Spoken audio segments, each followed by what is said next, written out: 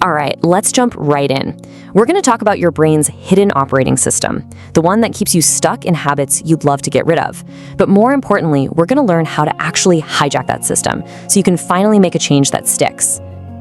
You know the feeling, right? Whether it's scrolling on your phone way past your bedtime, reaching for junk food the second you feel stressed, or hitting that snooze button for the 5th time. We've all been there. We swear this time will be different, we use all our willpower, and then somehow we end up right back where we started.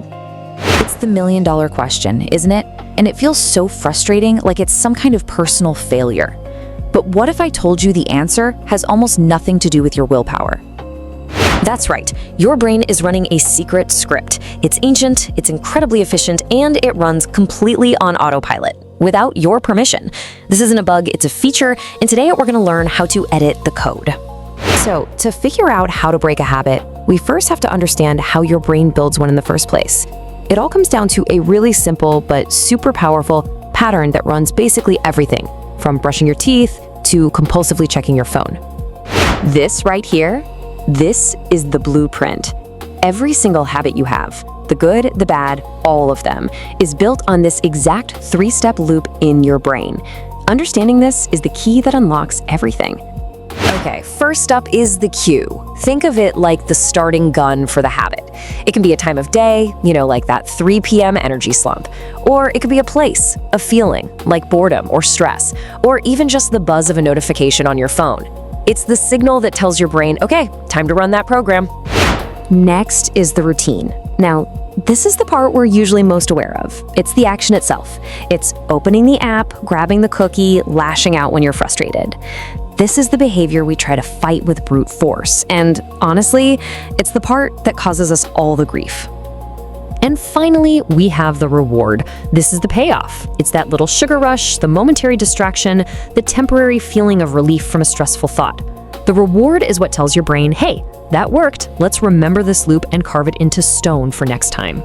And what's really crucial to know is that this whole process is managed by a pretty primitive part of your brain called the basal ganglia. Its main job is to chunk behaviors together into these automatic routines, all to save precious mental energy. Your brain just loves being efficient, and habits are its ultimate energy-saving hack. So, if we can't just delete the program, what do? We hijack it. And the first step of any good hijack is to understand the system you're trying to take over. So it's time to put on your detective hat.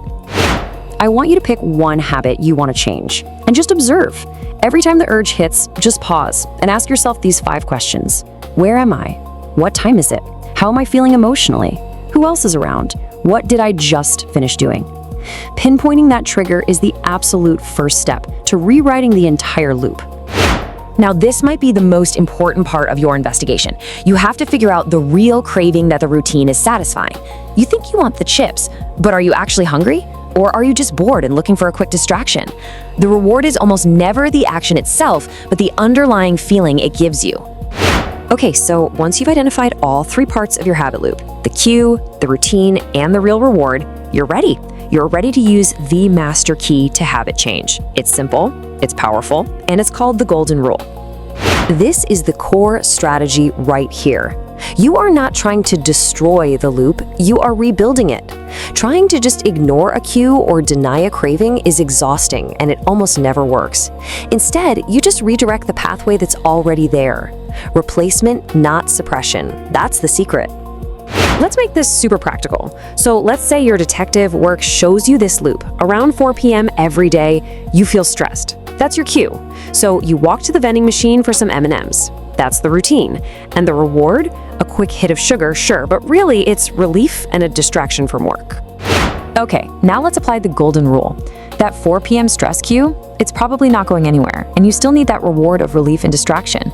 So you only swap out the routine. Instead of going for M&Ms, you walk over and chat with a coworker for 5 minutes. You get the exact same reward, but through a totally different and much better routine. See how that works? Now, replacing the routine is the core of the whole hijack, but there are a few really powerful tools you can use to make that new behavior stick for good.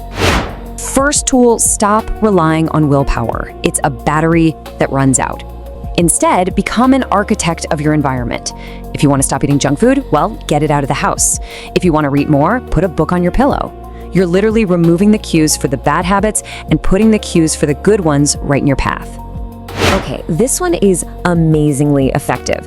You basically piggyback your new habit onto an old established one. So for example, after I pour my morning coffee, I will meditate for 1 minute. Your morning coffee habit becomes the automatic trigger for the new meditation habit, which makes it so much more likely to stick. This might sound a little silly, but it's a direct command to your brain's reward system. When you actually complete your new routine, celebrate it. A little mental fist pump, a quiet yes, anything. This creates a feeling of success and releases a hit of dopamine, which tells your brain, hey, that new thing was good, let's do it again tomorrow. Look, knowing the science is one thing, but you have to remember you are literally rewiring your brain. You're trying to forge a new path in a dense forest, while that old, familiar 6-lane highway is still right there. So let's talk about the single most important mindset shift of all. You are going to have setbacks. It's inevitable. But when you slip up, you have not failed. You've just collected data. That's it. It just means your new routine probably didn't deliver the reward you were really craving. So what do? You iterate. You go back to the drawing board, adjust your plan, and try again. This is all about iteration, not perfection. And that is the real takeaway here. For years, you might have felt like you were at the mercy of your brain's automatic programs. But the secret isn't to fight the loop, it's to understand it.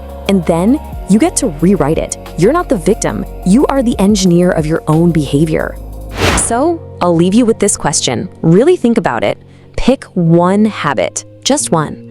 Identify its loop and start rewriting your code today. So, what's it going to be?